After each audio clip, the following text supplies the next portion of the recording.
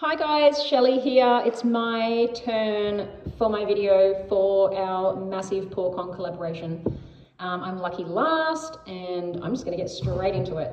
So here I have decided to tape a Fluid Art silicone mat to the back of my board because I really don't have time to sand this when I'm finished. I really need to get this bloom done. I need to finalize the coating on the top. I haven't decided what I'm doing yet, if I'm going to be doing resin or varnish, and I've got to get it dried and I have got to get it to Vegas. I'm down here in Australia. I'm freaking out a little bit that I'm not going to have time, but anyway, all I can do is just push forward and hope that I can get it all done in time. So here I am misjudging the amount of pillow again, which is one of my favorite pastimes. Even though it doesn't look like that much on there, there's way too much pillow on there. You'll see later why it gets very messy. So the plan for the bloom, by the way, I was trying to stick to a traditional Sheleeart bloom, blown by mouth, by my lungs. I didn't use a hairdryer. It's 20 inches round, and it was a massive feat, actually, to not pass out when I was blowing on this thing. So I get a little bit dizzy, but I push through to the end, and I hope you guys like the end result. I was pretty happy with it. I've decided to use a combination of some Triart, some golden, and some piggies, of course. I've decided to put some warm yellow paint colors and BRULEE interference copper from the piggy collection down underneath. And my whole plan at this stage is to pop some warmer colors at the bottom and some cooler colors on the top, and see if I can get a nice round bloom with some nice cells, some nice blown out areas with some good color, and that's all I'm asking for. Please give me. So I'm just layering on my colors in irregular fashion. I've just decided that the board's too big to plonk all these colors one on top of the other and try to do this like a traditional smaller bloom. So I know I'm going to be relying a lot on the colors in case my cells don't reach the edges or they're not where I want them to be. I do want it to be beautiful, a beautiful palette of colors, just in case I have to rely on that instead of the cell formation or the cell structure, which is usually quite important to me. So I'm willing to, you know, bend a little bit on the cell structure here if I can get my colors good enough to get me over the line. So I'm just sort of placing them in puddles near each other, next to each other, not quite on top of each other. I'm really not sure how much paint to use on a bloom this big, but I think I'm doing a pretty good job getting enough in the center there. Okay, so lastly, I'm just going to pop some little bit of Mermaid on the side here. I'm hoping to blow some of that pink over the top of that and get a nice little bit of purple in here. But who knows? The colors can do their own crazy things sometimes, and you don't always get what you think you're going to get. So a little bit of purple on this side, and then I'm going to come and hit this with my cell activator. Now, I thought about pouring a puddle of cell activator just straight down in the middle, but I didn't like my chances of spreading it across those colors with it being such a small dot. So I've decided to put a little bit on my Fluid Art my #1 ultimate paint spreading tool, which I absolutely love. It's why you can't see the number on it. It's just absolutely covered in paint because I use it literally every day. And I'm trying to lay the cell activator on. It didn't work quite as good as I thought, but it just spread it out a little bit more for me, so it made it a little bit easier to get it going in the direction that I needed it. So I'll just let you guys sit back and enjoy watching me almost pass out from blowing on this bloom. I think I had to blow 50 petals to get this thing big enough to spin. So I'll let you enjoy this, and then I will see you on the other side.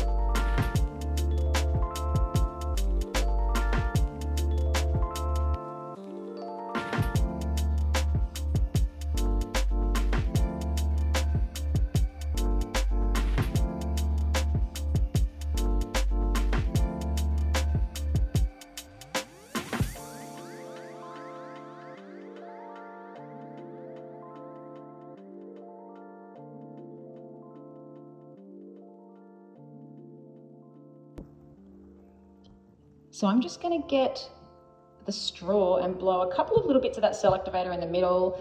I did blow a little bit of that pillow up there, didn't really like that so much.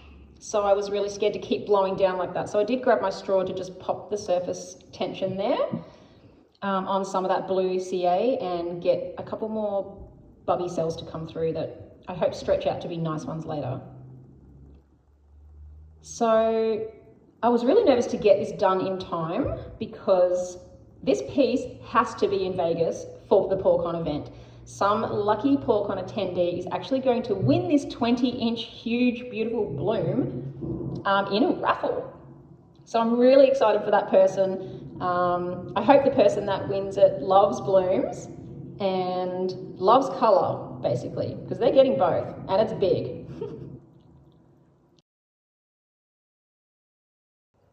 Okay, so I'm getting a few blended colors here. I'm not quite sure what's happening over there with that little bit of the greeny happening with the blue CA and the yellow, but it is all coming together. I would have scraped it by now if I thought it wasn't going to work. So if you know me, you know I wouldn't have even given it this amount of time to prove itself. I just would have scooped up a bit of that pillow from the side, flopped it back on top and done another one. Or actually just scraped it all completely and done another one. I'm pretty bad like that. But yeah, totally excited to be coming over there and teaching. Thank goodness I'm not teaching to do one this big because it's just absolutely crazy trying to bloom on something this big. By mouth, you know, traditional style. So I don't recommend it. So the time has come to spin this baby out.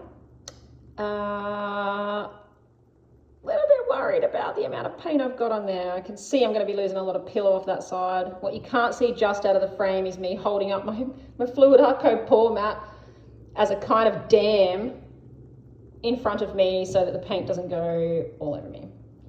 So I'm not happy with the first spin. I feel like I've got a lot of white there on the outside. It's pretty, but I really wanted my color to stretch a lot further out than that. So there is paint flying everywhere. You can't even see how much paint is actually flying off this thing. I do end up covered in it. The little mat at the front was really no match for the amount of pillow coming off this bloom. But I'm kind of glad in the end that I did put that much on because it allowed me to stretch that color right out further to the edge. You can't really see the cells in there so much from back here, but I'm just sort of studying them and I'm analyzing them, I'm checking them out, and I'm trying to work out what they're going to look like when that blue cell activator sinks a bit more and all my colors come through, come together and join up and leave the sort of skinny bit of lightning blue, which was the plan. So yeah, they're still developing, which is why I'm just sort of spinning it around and looking at it, and I can't really decide if I like it or not.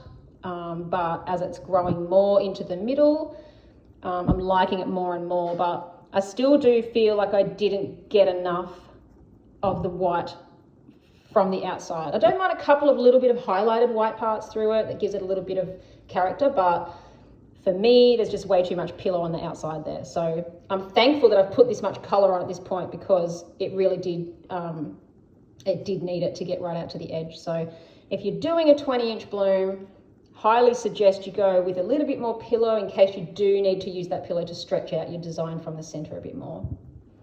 Yeah. So I hope my lucky Pourcon raffle ticket winner likes orange and blue and pink and green and rainbow colors because that's what they're getting. I'm really happy with the colors. I feel like the India yellow from TRIART is really giving off a bit of a QNAG vibe. It's mixed with the pink and it's got this kind of beautiful, intense sort of burnt color. And I really love some of the quirky little designs there through the blue CA. I'm glad I went with the cobalt teal TRIART CA. I have been working with it for a little bit now. I know that it does make a very, very nice contrast when it is with pinks and oranges and yellows and those beautiful warm colors. So I am really proud of this, and I'm really happy that I can just be putting it in as my piece for the raffle, and I can't wait to see everybody else's amazing paintings, which I probably just watched before me. So good luck to all of you that are coming to Pourcon. I hope that one lucky winner really loves this bloom and yeah, treasures it. I'll be sad to let it go. I kind of got quite attached to it after a while. So thank you so much for joining me for my piece in this collaboration. I am going to put you over to Lee now from the Massey Boys, and he's going to be filling you in on all the juicy details for Pourcon, all that information that you need to go sign up. If you haven't yet, there are still some places left. It is filling up quickly, but we do want to see you in Vegas, so please consider coming. There's 22 incredible artists, 3 amazing speakers. I can't wait to meet all these guys, and yeah, I'm just so pumped and I'm ready to get there. Let's do it. See you in Vegas, baby. Wowzers. 21 amazing pieces of art, all created just for you. Now, you might be sitting there thinking to yourself, how do I manage to get my hands on one of these amazing pieces of art? Well, let me tell you. All you need to do is go to www.pourcon.com and come be part of the world's largest paint pouring extravaganza. It's going to be in Vegas from August the 6th through the 9th, and we've got 22 artists all teaching hints and tips and tricks of every single one of your most favourite fluid art techniques. We've got 3 keynote speakers and some fabulous evening entertainment for you as well. Your attendance to the event will get you raffle tickets, and there may be more available during the course of the weekend. And then on the very last night, all of those pieces will be raffled off and you could have the opportunity to win just one of them. So again, all you need to do is go to www.pourcon.com, come be part of an amazing experience in Las Vegas with us August the 6th through the 9th, and you could have the chance to win just one of those fabulous pieces. If you didn't catch them all being created, jump back to Canella Siracco, who started us off at 12 o'clock Eastern, and you'll see 21 pieces of art being created just for you. All right, guys, we'll see you very soon, hopefully in Las Vegas, August the 6th through the 9th.